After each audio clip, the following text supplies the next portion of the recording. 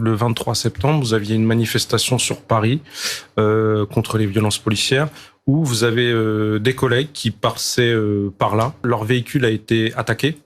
3 collègues ont été blessés, dont une femme. Et un majeur a été interpellé. Il passera en jugement qu'en novembre 2024. Donc ça veut dire quoi? Ça veut dire que oui, je peux m'inquiéter parce qu'aujourd'hui, la réponse pénale, pour nous, elle nous a pas convenu. Enfin, en tout cas, la rapidité de la justice n'a pas été au rendez-vous. Dès hier soir, sur la région parisienne, notamment, on a effectué des parcours de reconnaissance. On a effectué des parcours de reconnaissance également très tôt le matin parce qu'on sait que dans le mode opératoire des Black Blocs, on dissimule dans les buissons et dans les parties communes des objets qui peuvent être utilisés comme des armes par destination. Donc ça, c'est la première phase. La deuxième phase, c'est la phase de renseignement. On sait que d'après nos renseignements territoriaux, il risque d'y avoir, comme je vous l'ai dit, beaucoup de Black Blocs. Et surtout, après, au niveau du maintien de l'ordre, vous avez la doctrine de maintien de l'ordre. C'est-à-dire que, par exemple, une brigade anticriminalité, elle va le voir un flag, elle va intervenir. Là, c'est pas pareil.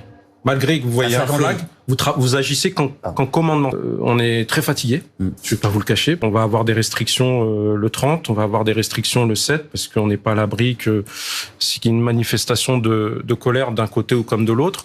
Et du coup, depuis lundi aussi, on a beaucoup de manifestations, notamment à Paris, tous les soirs. Mes collègues des compagnies d'intervention n'ont pas arrêté depuis lundi. Ils seront encore mobilisés aujourd'hui. Au niveau des métros, à l'entrée, les sorties des métros, on contrôle les sacs pour vérifier, pour que les individus ne s'introduisent pas dans ces manifestations avec des armes par destination. J'ai entendu ce matin sur France Info Radio le président des SOS Racisme dire faut se concentrer sur le côté positif, le rassemblement pour la cause, mais et pas se concentrer sur 15 minutes de négatif en parlant des violences.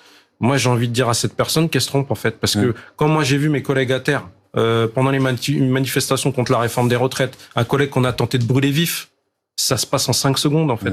Donc chaque minute est importante et en 15 minutes, contrairement à ce qu'il dit, peut se passer quand même beaucoup de choses. Et moi, ma priorité, c'est de protéger, la priorité de mes collègues, c'est de protéger les manifestants, les riverains. Souvent, ces fins de manifestation, elles deviennent, on change de mode de service d'ordre. On n'est plus de maintien de l'ordre, pardon. On bascule en violence urbaine. C'est-à-dire que dans Paris, ce qui se passait avant et ce qui se passe toujours dans nos banlieues, ça se passe à Paris maintenant. C'est-à-dire que vous avez des petits groupes qui se forment de 300, 400, 500, jusqu'à 800 individus qui courent dans les rues, qui agressent des gens, qui commettent des délits, qui s'attaquent aux forces de l'ordre. Les gens ne sont pas condamnés. Quand on arrive à les interpeller, ils sont pas condamnés en temps et en heure. Et donc, ça crée un sentiment d'impunité.